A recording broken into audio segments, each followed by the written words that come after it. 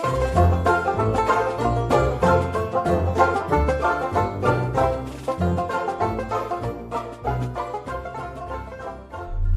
Murder Hobo Show presents the Savage Rifter Podcast.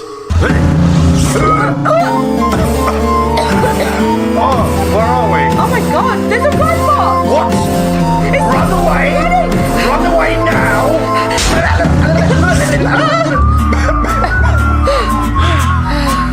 What? I don't know what's happening.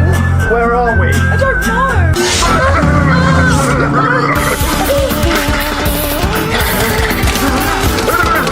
Gosh, like we're falling through rips in the time-space continuum.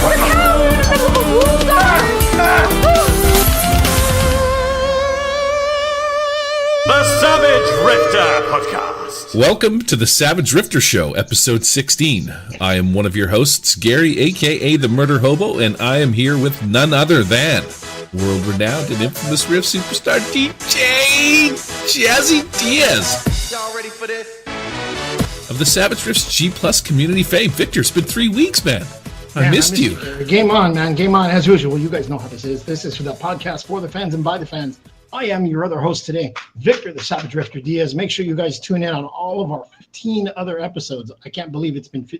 It's our sweet 16. I know we should buy ourselves a car or something. Isn't that what you do when you turn 16? Oh, that's right, I did. Wow, I forgot about that. Not really, but I did. But yeah, that is kind of weird, isn't it? For number 16, I now officially have an electric car. So it's cool. When the world does go post-apocalyptic, I don't need anything but a solar panel and about 3 weeks of charge time. And I could go 100 kilometers. It's pretty awesome. So, anyways, ladies and gentlemen, you guys know how it goes. Gary's got a new vehicle. I'm sitting here in Arizona in about 100-degree weather. We're going to do Savage Rifter episode 16 as goes. This is the one and only podcast for Savage Riffs. We're going to break it down. What are we doing this week, Gary? What did we leave off last time? I don't know. You're dropping marbles and snapping your fingers and doing some other things. What last week we did edges, traits, and hindrances 3 weeks ago. But yeah, this time you're not teaching me anything. We've got a special guest, Peter Adams, and he's going to be here telling us about things, thises and that's, stuffs, and we're going to do some learning today, which is kind of cool. This is a podcast all about Savage Riffs. We break down Savage Riffs piece by piece so Victor can teach me and you, the listener, how to play, enjoy, and understand riffs. We already know what we're doing today. Special guest, Peter Adams. And yeah, let's get over to what's new in the riffs because it's been 3 weeks and we got stuff to talk about. Hey there, Mr. Suit-wearing guy. Yes, that's me. Don't I know you from someplace before? Yeah, I do know you. What's new with you, man? Well, I suppose I can tell you what's new. From the Rifts. What's new this week in the Riffs community, Victor? What's going on with the character showcase? Wow. What's new? Let me tell you it's easier to say what's not new to actually, because there's so many things. It's not even funny how much stuff I've seen. Everything from, I heard a laser drill, the Savage Rifter page from Cameron Cleveland. Looks like he's putting together some sound effects for some of his games. So I'm really looking forward to hearing some of that he has baking up. Of course, Sean Masters, he's been putting up building and talking about his podcast. He's still episodes out there. It's always good to hear him talk, hear him put those stories out for all of us to enjoy. Absolutely love that podcast. Of course, the big elephant in the room is the Savage Worlds character catalog, and we are just about finishing up with that. So if you guys haven't gotten to it already, this episode may air just in time on the last day, depending on how soon Gary can get it out there. But June 1st is a deadline for that. We may be changing that and pushing that out a little bit. But for those of you who don't know, the character catalog is a compilation of all of the characters that everyone in the community has been playing. There are certain rules, certain pictures, and certain things you need to put together. So if you haven't done that yet, you've got about another 48 hours before we close up the books and put that together and put that to bed. I don't have too many at the moment, so if we don't have enough to be able to meet the minimum page requirements that I was looking for to be able to create that catalog, because I want to get at least 15, 20 of them in there. I have a couple. I know there's a couple others that have put some in there. Patrick, Shadow Dad, Greenlaw's got one or two. There was a few others that are in there. So if you haven't already done that, go ahead and submit them over on the Google Plus page. Give us a ring over on the podcast email. Find us on Gmail. Hit us up on all the various different locations where you can find us in. It'd be great to be able to see what everybody has been playing, what everybody's been doing, and getting ready for the summer. Nice. Coming late in 2018, we're going to have 3 new books coming out: Empires of Humanity, Blood and Banes, and Arcana Mysticism. I actually have been in contact with Peg Inc. about getting an interview with the writers, so stay tuned to watch Victor explode on a later episode when we get them on. Hopefully, possibly. You'll just turn into pink mist. First word, poof, that's it. Victor's done. Speaking of Sean Masters, I just noticed that the El Dorado Broadcast Radio is at episode 3. Is he doing a new podcast? Am I missing something? The Voice of Hope podcast. The Voice of Hope podcast. Yeah, right? Do you know what I mean? Like, I thought he was already at, like, episode 10 or something like that. I'll tell you why I don't know. Yeah, he's at episode 12, Edict of Planetary Freedom. Is this another one, El Dorado, that I'm missing or something? He may be reposting. He could be. Ladies and gentlemen, that voice is the one and only Mr. Peter Adams here joining us today. Shut up, Peter. We haven't introduced you yet, you jerk. Just get back in your box, mister. No, it says another episode pulled from the Voice of Hope podcast archives. Dwayne provides some more details on the world of Riffs in 100 PA. So yeah, I think he's just reposting number 3. He must have either changed it, edited, or maybe add a little more voice to that. But yeah, they're up to episode 13, Diplomacy, Goblins, and Greetings. If you haven't checked out his page, you can find it at voiceofhopepodcast.podbean.com. Love the Voice of Hope podcast. Sean does a really great job at putting together some stories. Yeah, I've been busy doing stuff. Life is, me and you both, man. May, we've talked about this, has really been like the busy month from hell. That said, I haven't been, and I usually do, like, I listen to my podcasts all day long at 2 times the speed. I was listening to the what's Chris Fox and Christopher Landauer's podcast, Savage. Man, I don't know why it's skipping my mind. I listen to it all the time. Anyways, they did this interview the other day, and if you're a dungeon master or a game master, whatever you want to call yourself, go check out this podcast called Sound of Crows. They did an interview with the guy from it, and I'm not prepped with show notes. This is just going to be me spewing. Go check out the Sound of Crows podcast. This dungeon master guy is... He does his podcasts in such a way that it's almost like you're watching a movie in your mind. It's that cool. Like, he'll say things like, the opening scene, you see a dusty road between old west buildings. A pair of old frayed boots lead up to some chaps as the camera pans up, and it's like you can literally like imagine what the camera is seeing. That's the way that he describes like the scenes and stuff like that. And then anyways, I'm not gonna throw too much into it, but I'm like super excited to sort of learn how this guy does this, and I've actually been in contact with him on Twitter, and I might get him on the show, but I'm going to give it some breathing room because I don't want to feel like I'm poaching from the other Savage showcase. But that's what I've been listening to, which is why I don't know, back to Riffs, Sean Masters, and why it was all of a sudden a big shocker. All right, so that said, let's pull Peter out of this box and get over to the Nexus Point. I think he might be suffocating in there.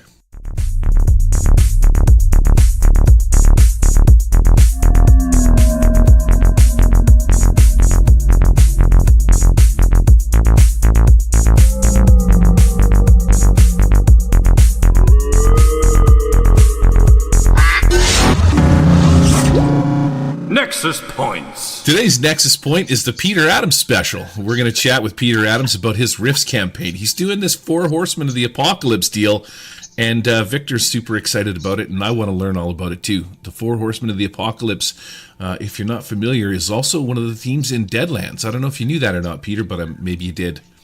Savage Worlds, love it, fantastic. So, what's going on, Peter? Welcome aboard. Welcome out of the box. Thanks for letting me out of my cage. That's fantastic. So, what's new and exciting?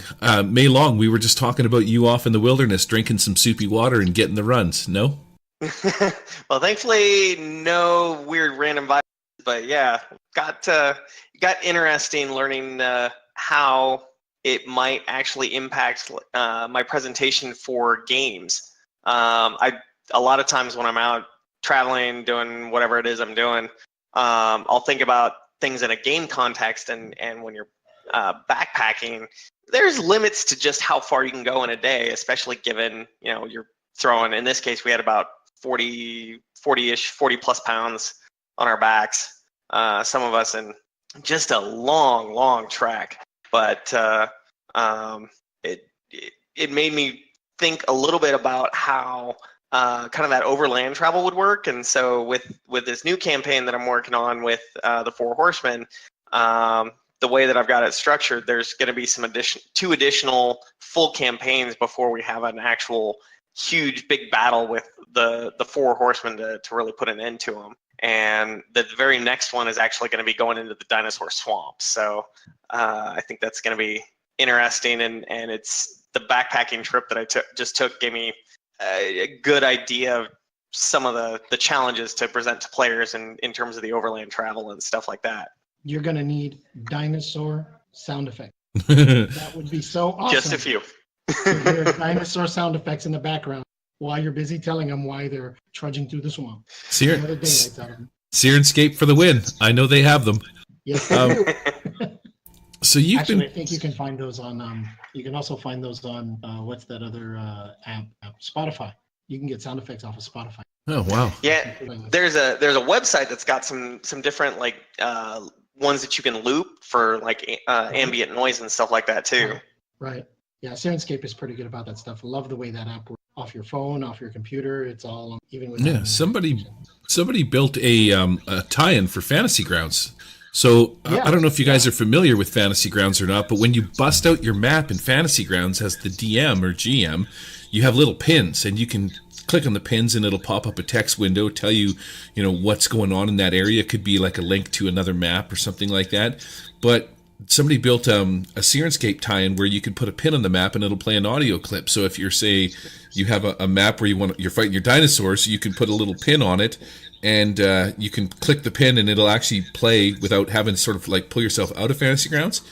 You can set it up so that it'll play the dinosaur voices, or make them roar and stuff. It's pretty neat. I haven't used it in a while though, but yeah, because I've been tabletop simulatoring it. That's why. That's right. Long live TTS for the win there. Yes, sir. I'm still waiting, Gary. I'm still waiting for the Savage TTS table. You're still waiting for which?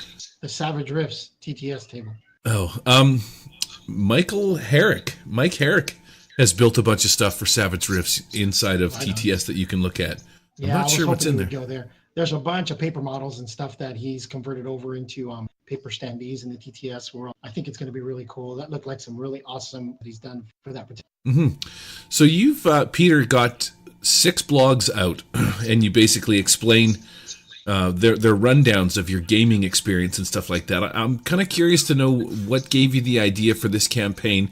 Do you play? Is this with a real life group?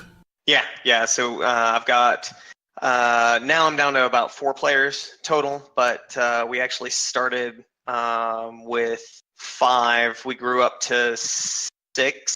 And then we've shrunk back down to 4 now, just changes in schedules and things like that. But we've got every 2 weeks. So, and I try to design everything on more of a TV show type of style. So you'll see in my campaign notes that I have season 1, and then I'll have episode 1, 2, 3, and I'll just kind of split things down into scenes where I know I'll have a little bit more control over the sequence of those events. I'll put everything in order, but a lot of times I have no idea what my players are going to do. So I just kind of say, these are the scenes that I know I'm going to have, and we just kind of go from there. I try to keep at least the end point in mind, but a lot of it's just the Four Horsemen was always a meta plot that I really liked from the original Riffs, but I didn't like the fact that the only place they had it was in Riffs Africa. And so there was a little tidbit that somebody in the Savage Riffs G Plus community turned me on to about it related to the Minion War, and how somehow the essence of the Horsemen of Death had made it into someone that was in North America. And so that was kind of where I started pulling this idea of bringing the Four Horsemen into different parts of North America. And Death, and I wanted to do the Vampire Incursion as kind of the next campaign anyway. and so that was just a natural lead-in to turn it into the origin of the Horsemen of Death. So the 6 episodes that are up there are actually the second campaign. We didn't do actual plays on the first campaign. I convinced one of my players to keep really good notes and do the write-up, and he's doing that from his character's perspective. And so it's almost like a journal of one specific character. In this case, it's a feral dog boy in the Chi-Town burbs that's running with a street gang. Nice. I was just reading it. It smells like wet dog. I am a dog. I was wet. Bite me. Your players, how many have you got? So you've got 4 now. What are they? Like what races, what classes did they pick up? So we ended up with 2 quick flexes. Though, let's see, one of them is a very cowardly quick flex, which I completely forgot about that hindrance until it was brought up when she had a drug deal that was getting set up that kind of went a little sideways. So that was kind of entertaining. Not the best negotiator. She's more infiltration, stealthy, sneaky type of quick flex. And then we have the feral dog boy, which he was modeled after Jack Burton from Big Trouble in Little China. So that's kind of entertaining. Oh, that must be hysterical. I'd love to see He's that. the one writing the blogs. Oh, that's awesome. We had a second quick flex, and this is one of the players who had to drop out. But she was just your basic city rat. We have another guy who's playing a rogue scholar hacker type, and he had an obsession with V for Vendetta, and for some weird reason, he now has some weird obsession with making it look like some of the rival gang leaders do some romantic escapades with squirrels. Did you say squirrels? Yes, squirrels. Ladies and gentlemen, we've reached a new low on the show. Wow. I don't know where he came up with this, but there's been this running gag of squirrels and making robotic squirrels that explode and are grenades and just all kinds of random stuff. He created a little squirrel spy bot in one of the sessions. So the funny part about that is that it says we all shared what we learned. Victor has been busy as well. Turns out the fella ain't all there upstairs. He went on and on about squirrels. So the squirrel guy is Victor. Yep. No relation, ladies and gentlemen. No relation. I don't know why I got a lie. Whatsoever. It's okay, Victor. I mean, he's just making it look like all the other gang leaders have some weird obsession. You could come out of the squirrel closet, buddy. It's okay. Doc Flint is another character that's in here too, talking about some brain eaters and stuff like that. Where do you come up with these ideas when you're creating this stuff? So a lot of it, every once in a while I'll come up with movies, TV shows. I spent some time trying to come up with some really good just urban type of settings, and I ended up pulling a good chunk of kind of where this was going from The Colony, which is a Netflix series.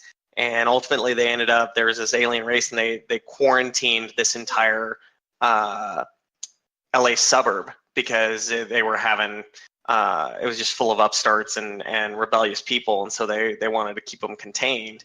So I did where we ended just before we had to take a 1 month break was they had set off some massive explosion and gotten out of there. They decided, okay, you know what, we need to not go back to our usual hangout. We're gonna go and we got a good payout on this other job. Like, let's go. We'll get a room at the swanky hotel, and we'll camp out there and figure out what to do next. And the next thing they knew was they just heard the sound of helicopters, coalition helicopters coming in, hauling these massive blocks that they ended up encircling the entire Firetown burb and then just dropping them. And in some cases it smashed houses. In some cases people didn't always get out of the way, and it just dropped these massive blocks that ultimately surrounded the entire burb. And they're stuck. So that was where we ended, and that's where we'll be picking up this next week. Nice. Where is Firetown located geographically in North America? Is it set somewhere local? It's Chi-Town Burb. So Chi-Town is about 70 miles off of the actual ruins of Chicago, and the burbs kind of surround the entire fortress city. Firetown is in kind of the surrounding southern area from Chi-Town, and it's known for its blazes. So it actually has one of the best fire brigades of all the burbs. I thought you had mentioned that, come to think of it, but for some reason I was thinking about something else there. Victor at one point had mentioned that like when I'm going to run my first campaign, I'm going to do it locally. Something's up and around BC, Vancouver area. There's some group of people living up in this area, but I don't remember which ones Victor said they were. And I'm going to start with that, I think. Start local. That's my deal. Yeah, this one was a little bit different. What we've kind of been doing. So in the previous campaign where we had the Horsemen of Death, we actually had a direct segue from the very first Savage Rifts campaign, which we were running the Tolkien War. And so that lasted for 4 seasons. And ultimately, the player group just said, we got to get these refugees out of here, screw both sides, we're done. And so that campaign was them making this mass exodus out of the Tolkien War Theater and ultimately setting up their own Colorado barony. And so for me, that was a little bit local. I grew up in Colorado, and we created this whole, basically crowdsourced this entire barony. They created their own locations. We brought in, and then when we started the next campaign, all the people were actually part of that new barony. And the old players were kind of in more leadership roles within it. So they were still around, but they weren't being played anymore. And so that group ultimately came into they were all of a sudden having to deal with this incursion of vampires that were showing up in ranches and things, and they discovered a death cult that ultimately that was worshiping the vampires. And so I kind of started local there, and then ultimately toward the southwest, and that's where everything kind of blew up, was actually in New Durango, which is built on the ruins of current Durango in Colorado.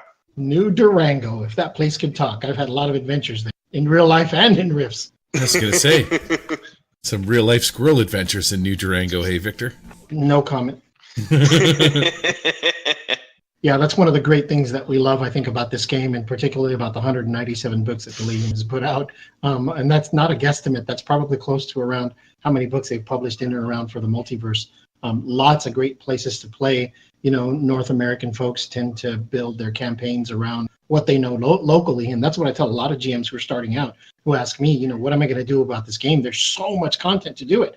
And I tell them, start local. Pick a spot where that you know. Break out an atlas, an old map, get it out of the glove compartment of the old car, or borrow it from dad or whatever. Pick a spot, a rift opens here, and this is where you guys, you know, the universe puts you out right there. And that's where you start. And that's the best way to go, because then you get familiar with the contents of the game. You get familiar with all those different environment rules and all the special characters. All the other stuff starts compounding, and next thing you know, you guys are in Japan, and you're in Germany, and you're in New York, and you're in Chicago. You start moving the characters around using that ability to be able to play different games of the world. It's the best way to get started, particularly in a game that has such depth and such backstory. I absolutely love the way you're putting together, Peter, the 4 Horsemen of Apocalypse, taking them out of the Africa timeline, storyline that Palladium has followed with it, and how you've kind of muted them into this, into North America or into your game. I think it's absolute genius. It's really, really intelligent. And I love to see that. I love to see that creativity at the table. I love to see the GMs spend the time to think through the issue and then kind of generate out, you know, their baby, so to speak, to be able to put out there for all the players to look at. So that's pretty awesome. I absolutely love that. But there's so much involved there. So much involved. If you are interested in reading up more about Vancouver, Gary, you can go Riffs book number 20. It's actually Riffs Canada. That'll give you all kinds of maps and all kinds of fun stuff for you to be able to play in Rift. I'm curious to know what's going on. Yeah, I'm curious to know what's going on around my house. Well, they got the Tundra Rangers, so there's that. Right. Oh, sweet. You guys get all the vampires and all the other good stuff, but dude, you have no idea. Reed's Rangers, so much fun to be able to play in Arizona, out towards the northern Grand Canyon area. moved down towards Phoenix, never got that far, and ended up going back and finding a way back. And it was a lot of fun to be able to base your campaign on that. So you guys should take a look at that. Take a look at your own hometown. You'd be surprised at how much fun it is to be able to play Riffs in your own hometown. The first game I ever played was with a GM, and he was from this certain place, I don't know, Iowa, Illinois, Tennessee, somewhere out in the Midwest. And he just opened up an old map that he had from like 1985 of that town. And he says, this is what you guys find. And this is the map that you guys can use. And he had written in markers and, symbols and other things. And we're like, well, what does this mean? He's like, I don't know. The map came that way when you found it.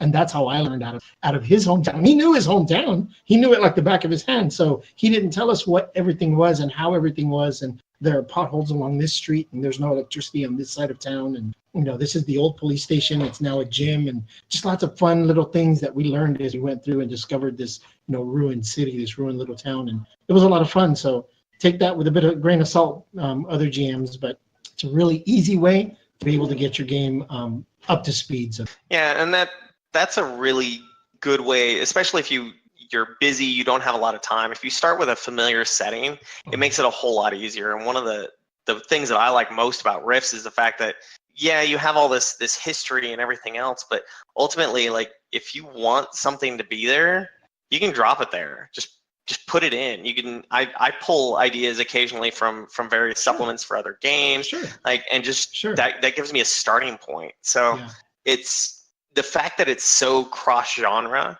is one of my favorite things about it. If you want to take a fantasy trope and drop it in, you can. It's scary that despite the fact that it is cross-genre, what amazes me about the Riffs and the whole, not just the game system, but the whole storyline, no matter what you do, you can't break it. Like, there's absolutely nothing wrong with bringing in a T-Rex and a dragon fight that happens to be in the middle of a coalition Laszlo fight, like big war or skirmish or whatever. And now you've got like factions coming from all angles, and it all makes sense in a way. And I've never played a game where you could do that and just mash all these things together, and it works. It works with the storyline. Everybody has a background of some type, and it's one of the beautiful things about being able to play this particular type of role-playing game. But you guys try it. I mean, I completely agree with you. You can talk about your hometown all day long, and no one's going to tell you no, because you're going to be the expert at the table, and it's the easiest way to get into. I don't recommend Riffs for new players or new GMs because it's a little intimidating. Even for an experienced GM, there's a lot there to be able to take in. And if you don't know the Savage Worlds,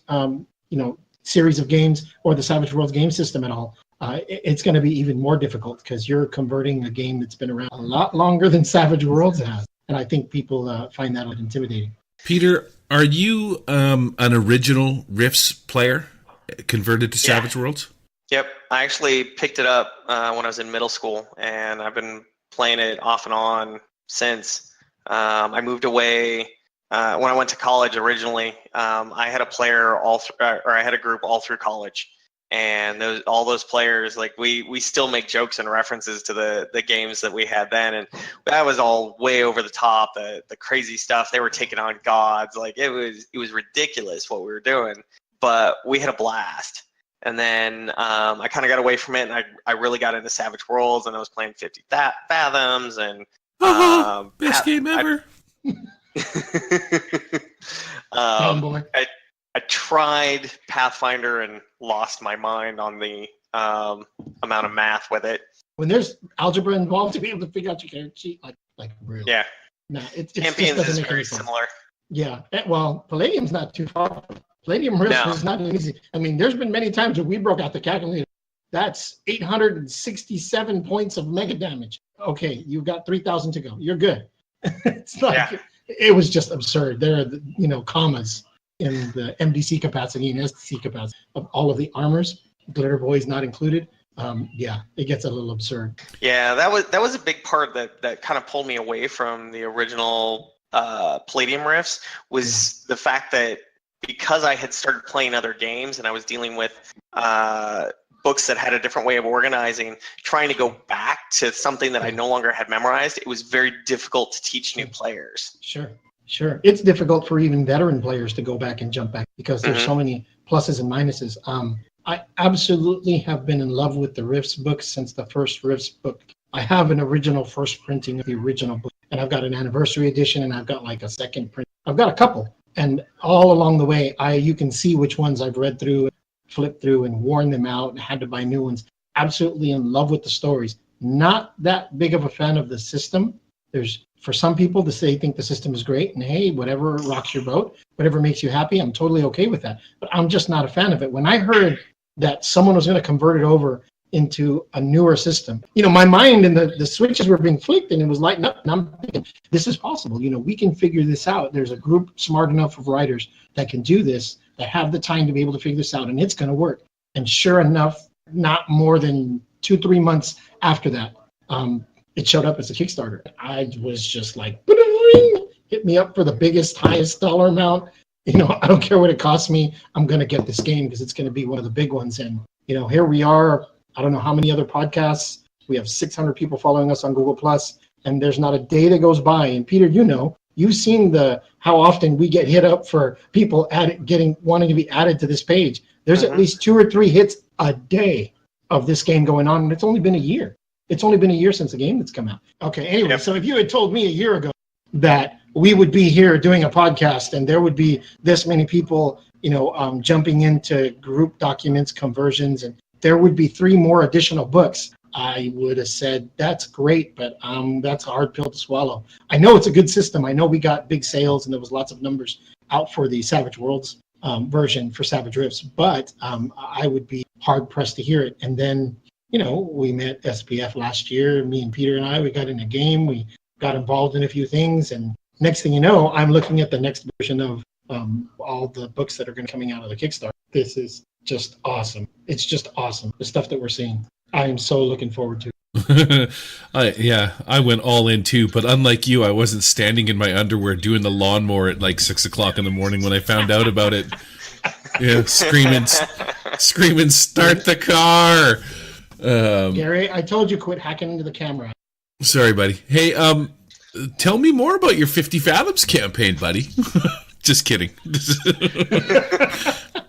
Best game ever. So when your buddies come over, how is it that you go about your gaming style? Like, what is your style? You just do like open table, throw out the remarkable maps kind of a deal, or what is your prep and stuff like that for something along these lines? So we've been trying some different things. The first 2 or 3 campaigns, we were actually doing maps and minis and erasable mats and everything else.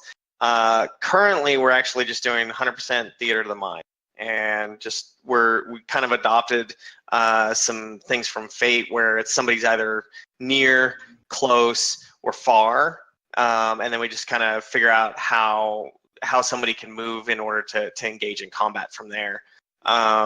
If there's an extreme range, then we might look at it takes them a couple of rounds to get there versus if somebody's close, they can get over to them and attack. If they're near, then they can be attacked without having to move. And we just kind of look at it that way, and it's helped. But I'm kind of thinking we'll go back to more maps and minis.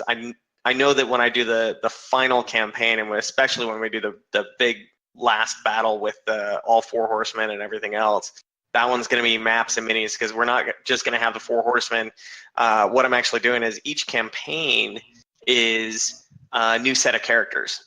So the Horsemen of Death, there was 1 set of characters that's there. So we're going to have 4 from that one. We're going to have 4 new characters from this Burbs campaign for this current horseman. We're going to have another one from another set of characters in session 0 and everything.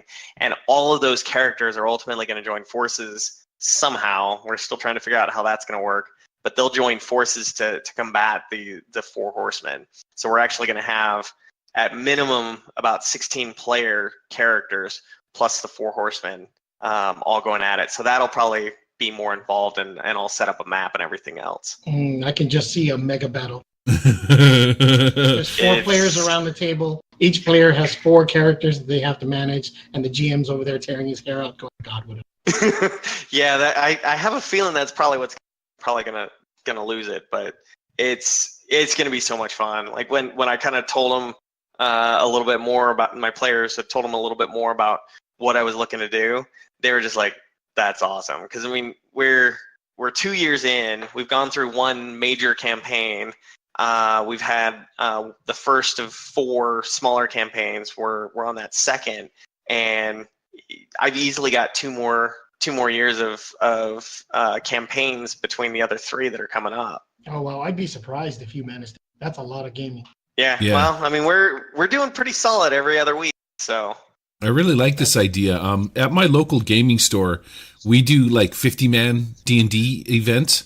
In order for my store to maintain its ranking in amongst Wizards of the Coast, once a year you can do these grand events. And this would be actually like a great idea for a grand event where you have the 4 horsemen of the apocalypse, set up 4 tables. You have 6 players at each table. Each one of them is in a certain area of the country, kind of a thing, taking out their own little horsemen of the apocalypse. And then depending on who succeeds and who fails, you could just bring them all in the end into the one room and just have a big whale-a-thon, a huge battle at the end, which would actually be pretty cool. Gary, that's a really great. I'm full of them. Eight people. Yeah, you're full of something. Thanks, pal.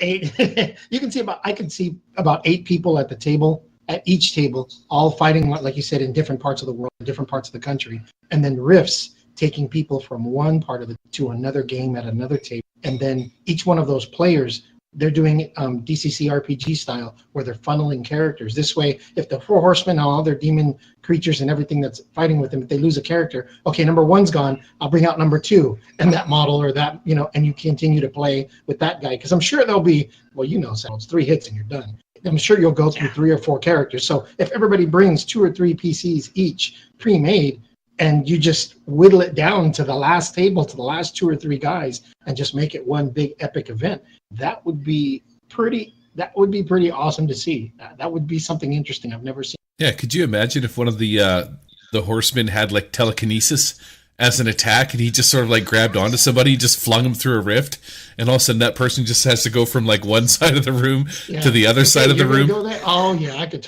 Yeah, that would be actually pretty. Apocalypse could just open the rift underneath them, and an entire party could go, all right, table switch, and these 4 guys go from here, and these 6 guys appear out of here. That would totally throw everybody, especially with 4 different horsemen, 4 different types of powers. So you're prepped for one fight, and now it's all gone. Literally. So this is your job for the next convention. You have to set this game up. All right, so I guess RinCon 2018. No, that's not a bad idea, Gary. That's not a bad idea. Hey, run with that idea. I'll give a call to a couple of DMs, and we'll sit down and talk about getting started. We can talk with a crit hit coming up, and then if you're going to go to that, maybe we can talk to a few people, get them involved with that, and start on Tucson and a few other games. I think that would be a lot of fun to introduce people, because it would be really big monsters, really big models, lots of variability. You just get a handful of pre-generated pieces and say, here's the simple version. Or we could even use the mass battle rules for Savage to make the game go a little faster, so you can play like a dozen or so rounds in the time that you're given, one shot in a convention. I think you're onto something there. I think that's a really good idea. See, I'm just full of good stuff. So, I was going to say something. I almost forgot what I was at. Oh, I know what I was going to say. Our old buddy Frank. I miss Frank. I'm just saying, Frank, where are you? I've been seeing that he's been posting some stuff on the Google Plus communities, and his table's looking pretty good now. Is he running that at Crit Hit? That's his deal? Yeah, so he just got done doing Arizona's version of Comic Fest. And what he was doing there is he had his own private little room, and he was running some people through an adventure that he and his family have written. And it's an outer space adventure. It's kind of using Savage Worlds rules, similar to Last Parsec. And he put together and he created all of the models, the maps, the characters, the cutouts, and they had this really awesome room where they had special effect lighting and Nerf laser guns that the kids and other people could use as props, and a couple of other unique things that they did with his game. He's been telling me that he absolutely loved it. He got great feedback from everybody that was there, and it looks like he's going to put that on at Crit Hit. So with any luck, we might be able to be able to play in that. But really unique story, really, really well put together, really well written. Lots of kudos to Frank. Yeah, the pictures are looking awesome. I want him to make some minis for me. Man, it was on par with Carl Kiesler, I'm going to say, from what I saw. It really? Actually, yeah, it looked really good. Like some of the pictures that he had were amazing. I think it looks better in real life, to be I remember, I've seen pieces of those at the table that he's brought to me or that he's shown me. Because Frank lives down the road from me, and we're like 15 minutes away from each other. So I talk to him all the time. I spend more time online probably than anybody else. I've known Frank for years now, and yeah, some of the work that he's done, absolutely amazing. I have some of his models sitting on my table right now, on my wargame table, on my RPG table, some barrels, and a few walls, and a few other maps that are half started, half finished. Does He's got Frank some pretty awesome stuff? Does Frank know you're poaching his stuff when you leave his house? He gives it to me, so I hope he. That's your story, and you're sticking to it. I'm like, okay. Are you listening to this, Peter? I've been using some of his stuff as well. I've got several cardstock creations that I've got and used to lay out some different maps and stuff in a couple of my campaigns. And you just choose to slap Frank right in the face and play Theater of the Mind. How dare you? Who invited this guy? We're trying out some random things. I'm really wanting to get back, I think, to the maps and minis, just because it's so much easier to keep track. Like, I don't have to have a list that I go, okay, I cross this one off. I just take the mini off the board and I'm done. Yeah. I was going to ask you too. You've been into Savage Worlds before you got back into Riffs, obviously, because you played some 50 Fathoms and stuff like that.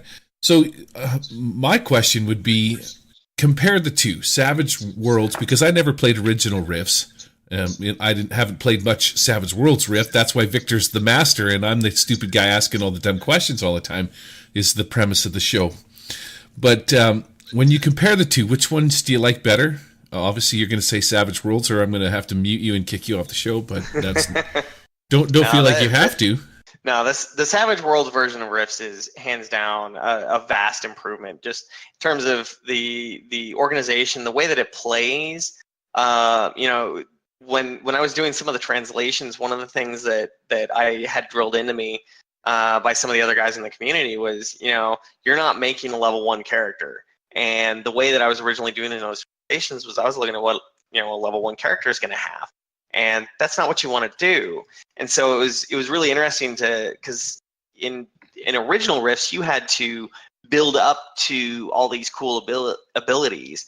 And in Savage Riffs, like, you have those cool abilities from the start, and you can really create just the concept that you want. A lot of people try and find new ways to do some of the more off the wall characters from Riffs and some of the iconic frameworks and stuff like that. And what I found is the personal concept that they added under the Mars section is actually really versatile. And so I like having just the different options that I had in original Riffs, but all within just a single little package. And I just say, I need this, I need this. So that's one of the strengths that Savage Worlds really has, is you can create those characters to do anything you want from the very beginning. Yeah, when I played Garnertown Gambit for the first time, and I made my character, I was a leyline walker, and I really felt like I had a lot of options. Like, every time my turn came around, I was picking the dice up and probably rolling 3 or 4 times before I actually even did anything, because I can siphon ley lines or make smart checks to do this, or, I can try and send messages and stuff like that. There's so many things that you can do right out of the gate. Your character actually feels almost like you say, like, not a beginner character. It feels sort of like fully fledged a little bit. Like there's 3 or 4 things you can do. You got options right out of the get-go, which is one of the coolest things about Riffs. You don't start off sort of with that craving of like, a couple levels, I'm picking up this skill, and you're just kind of sitting there mulling at the table waiting for that skill to, end up being penciled onto your page, which is kind of nice. Yeah, one of the things that the original Riffs suffered from was a disparity, I guess, between magic and technology. As a level 1 leyline walker, there was no way I could go up against like a UAR1. But I remember one of the convention games that I played with Sean, and I think it was Garnertown Gambit. This UAR1's coming in, and we set up this plan, on either side of this river, and I just started lobbing the gigantic mega bolt at the UAR1, one shot at the thing. Like, there's no way you could do that in original. It was awesome. Nope. Yeah, that's fantastic. That's the punchiness of Savage Worlds, and it's one of the things that I love about Savage Worlds is just that, coming from D&D, man, that's the attrition system thing. I've said it a million times. I'm not going to say it again, but yeah, I love the punchiness of Savage Worlds because it literally this is how it could happen. You ever watch Lord of the Rings where they're going down the river in the barrels that they had escaped from the Elven place and stuff like, and you just see them doing all sorts of weird shit and one-shotting all of these creatures, and that's kind of the essence of Savage Worlds is captured in that floating down the river in these wine barrels, plucking off like orcs, and yeah, that's good stuff. Anyways, I digress. I sometimes get carried away. Back to your campaign. So how far into your Four Horsemen of the Apocalypse are you now? How many of these bad guys have you taken down? Just the one? So as of right now, so every campaign that we're doing right now is actually origin. So there's this big bad that's sitting out there who's doing something, and they're just particularly evil, and that's ultimately how they're being transformed into the Four Horsemen. They're effectively channeling like the essence or the sphere of this one particular horseman. And so at the point of their death, they become that horseman. And so that's what I'm doing right now. We've revealed death. We're in the process of only revealing the second right now. And for fear that my players are listening, I'm not going to say who that one is. In the Dinosaur Swamp, I've got it figured out who's going to be in there and kind of what's going on. I'm still trying to decide what the ultimate villain is going to be there. And I have not put together where I want to actually place the fourth horseman yet. I'm really leaning towards the Kingdom of Monsters in Calgary.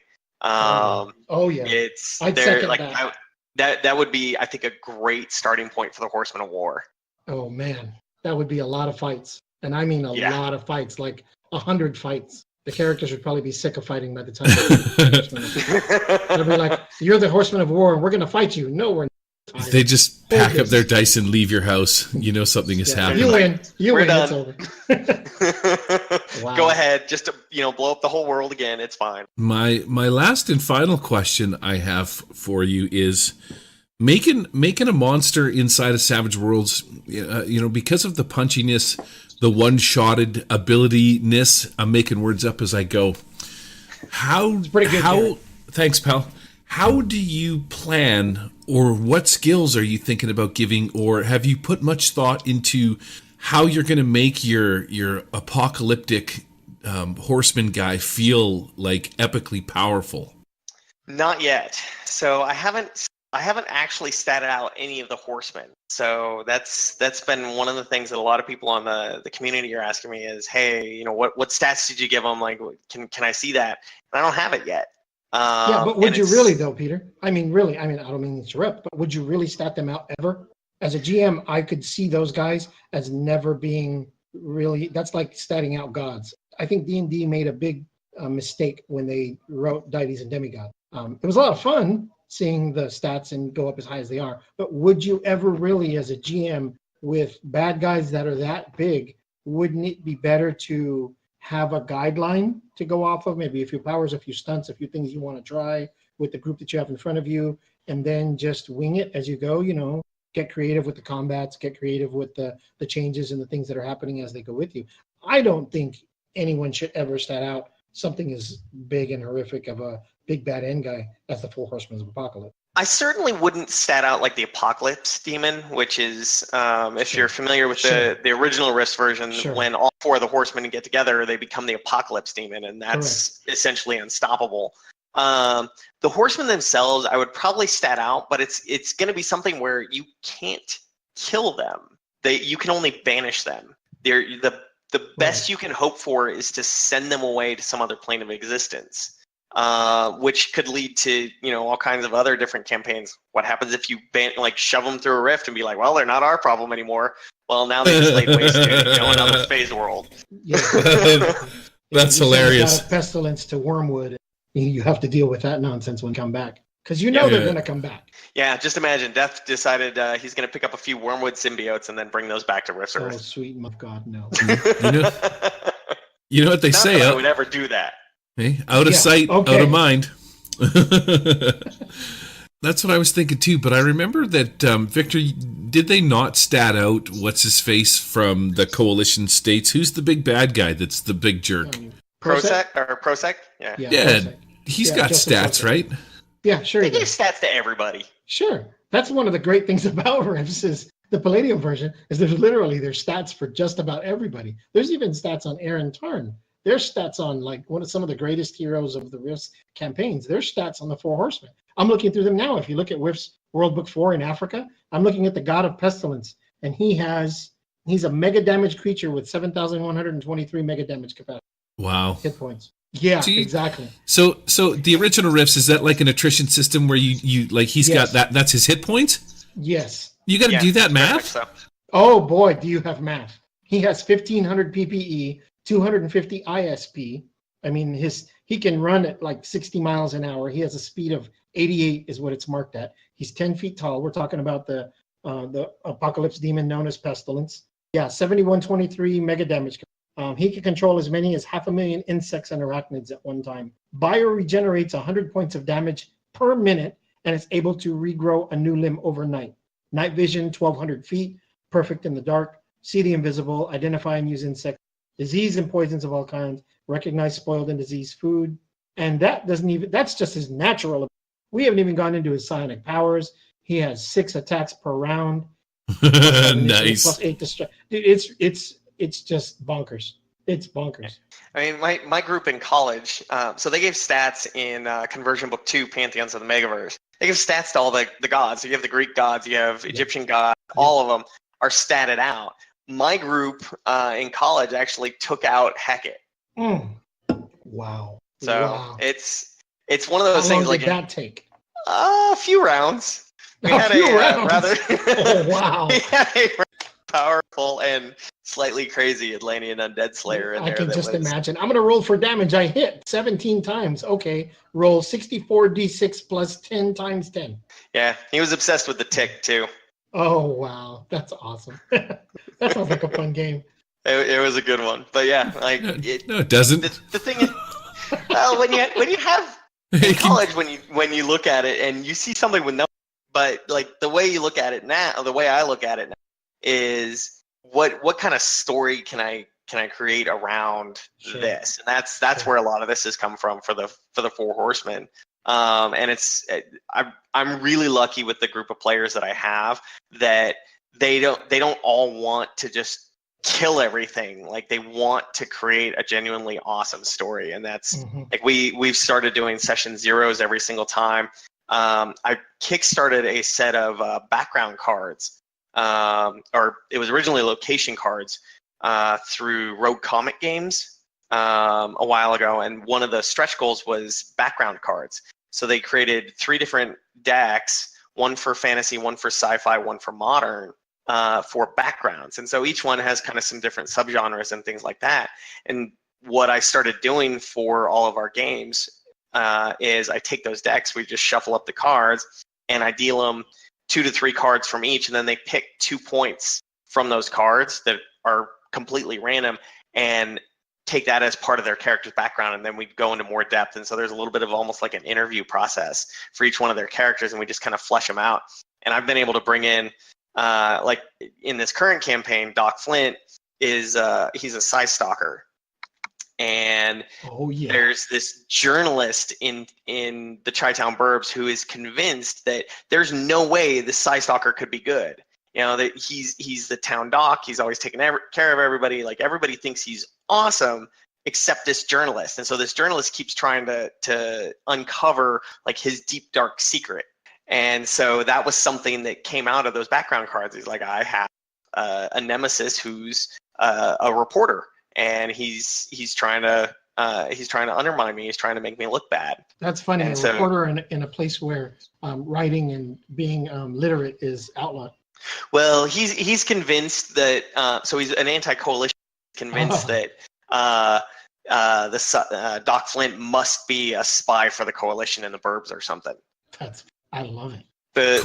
One of my favorite things about Doc Flint is so he's really nice. He'll take payment. But because Psy Stalkers feed on psychic energy, he'll take payment in the form of psychic energy. So if you don't have credits to pay him, he'll just be like, okay, you can feed me. And so while he works on them, he actually siphons PPE off of them. I was going to say, he could probably take the PPE, works on them, he'll be either unconscious or in severe pain. And either way, that's exactly what he wants or what he needs. Yep. Awesome. That is a great concept. Yeah. Oh, you gotta love Riffs, man. It's funny that you guys can do all this weird stuff. It's just amazing. Out of all of the Riffs books, Peter, which one is your favorite and why? Man, you're breaking out the hard questions there. I don't know if I can answer that question. There's so many. There's so many, but there's just say the one with squirrels. Oh wow. New West has always been a favorite.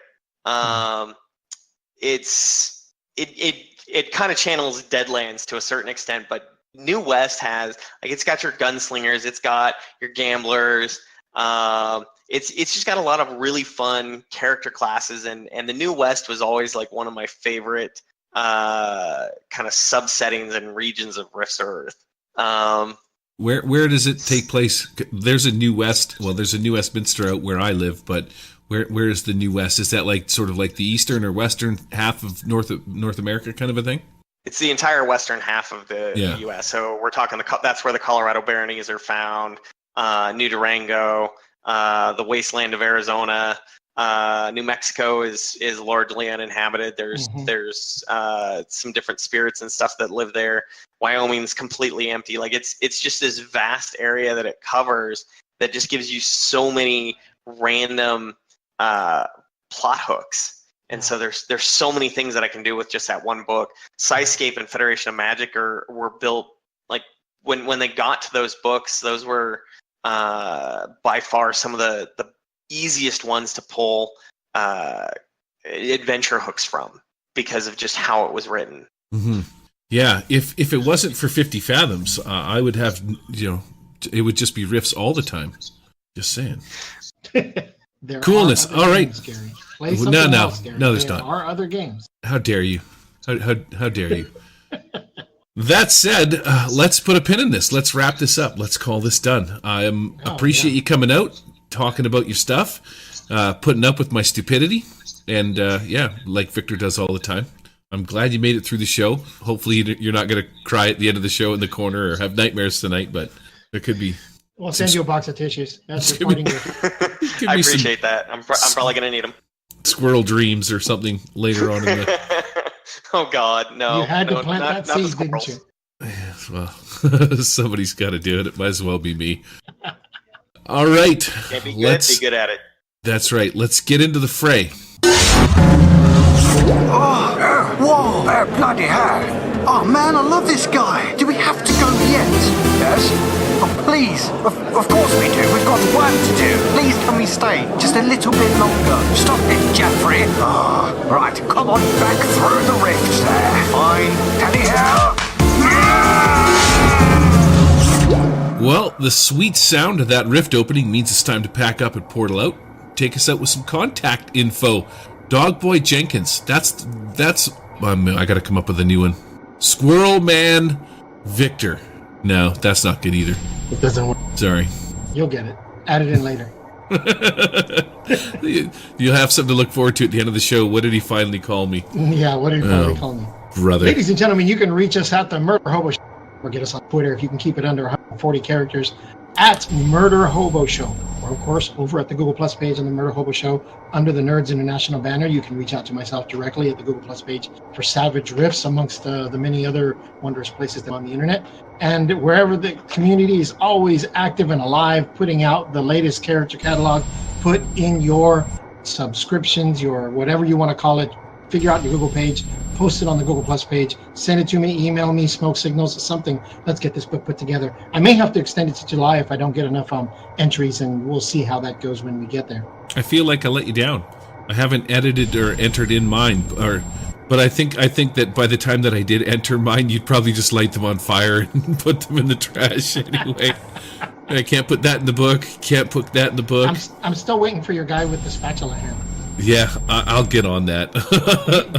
Dude, that would be so awesome. You really got to do that. I think that would be so cool. Oh, man. So, be sure to swing by the Murder Hobo Show on Podbean and check out the show notes for some links to cool and creative people, places, and things.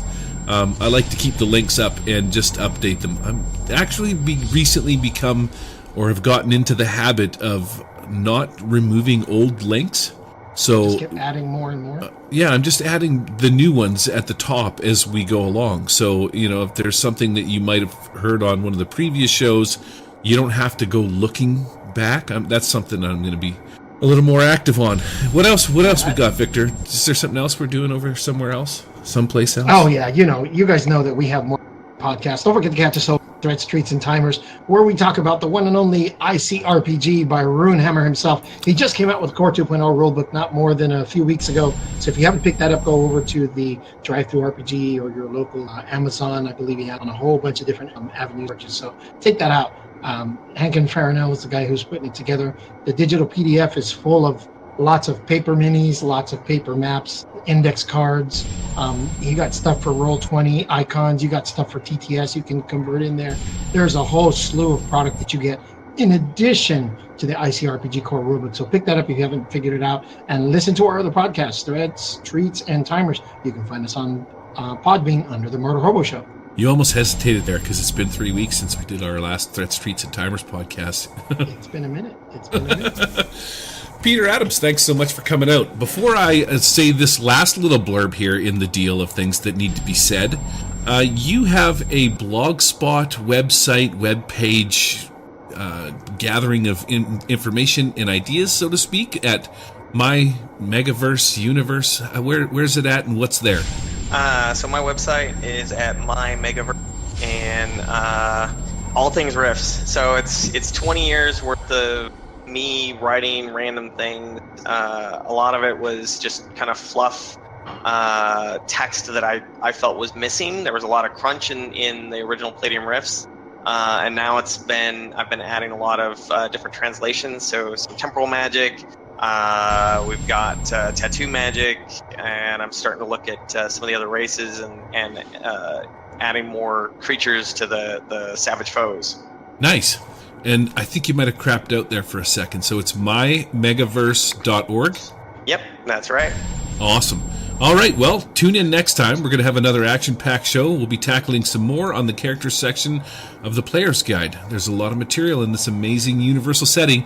Maybe we'll have Peter come back. Maybe actually I'll replace Peter with Victor, as long as Peter sends me squirrel pictures. I heard that. Sorry, buddy. Even 3 days out of the 5 that I was gone total, where I was completely unreachable because my phone wouldn't work, was slightly terrifying. I don't know. I couldn't do it. Terrifying. I find I can no longer go to the bathroom without my cell phone. That's scary. I don't want to know. A little bit. Just don't accidentally take a picture. Please. Mistakes have been made. That's all I'm going to say. Police have been called. The Murder Hobo Show is not affiliated with or endorsed by any companies mentioned on this show. Any of the products mentioned on our show or appear on our website are the property and copyright of their respected owners. All items are used under fair use and for educational and review purposes. All other items are the intellectual property of the Murder Hobo Show, copyright 2017, all rights reserved.